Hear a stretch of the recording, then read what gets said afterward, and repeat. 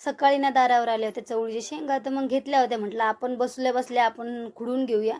तर दोघ्या मायलेकी आम्ही खुडत बसलो आणि म्हटलं काही काम नाही तर आपलं हे होऊन जाते, सकाळच्या भाजीसाठी होऊन जाईल या रात्रीची जेव्हा होईल तेव्हा. पण आमची बाई अशी लुडबुड करत होती. मग मम्मी गेली होती बाहेर मटण आणण्यासाठी आणि मस्त तिनं वडा आणला होता आणि हे पण आणलं होतं बरं का, भज्जी, कांदा भज्जी. खूप टेस्टी लागतात. तिथं जवळच हॉटेल आहे जाता वेळेस. पण मटण काही भेटलं नाही. मग नंतर दुसरे मामा गेले आणायला आणि तिची धावपळ चालू होती. आली तर मटण खाऊन जाईन खाऊन जाईन बरं का.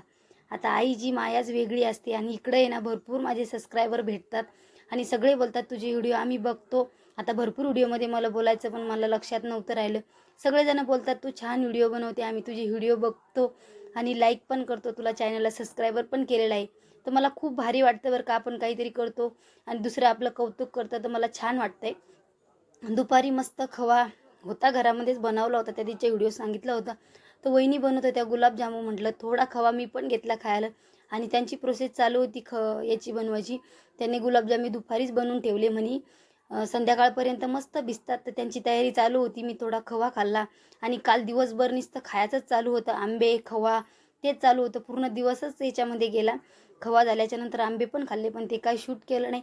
आणि संध्याकाळच्या टायमामध्ये माझा भाऊ म्हणजे संभाजीनगरला राहतो, मग आला होता. मग आम्ही बसलो गप्पा मारत, गप्पा वगैरे केल्या. तोपर्यंत आमचा स्वयंपाक पण झाला. मटन चिकन रेडी झालं होतं. लगेच मस्त ताव मारला.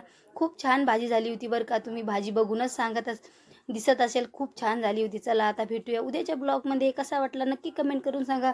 चला एक लाईक ठोका.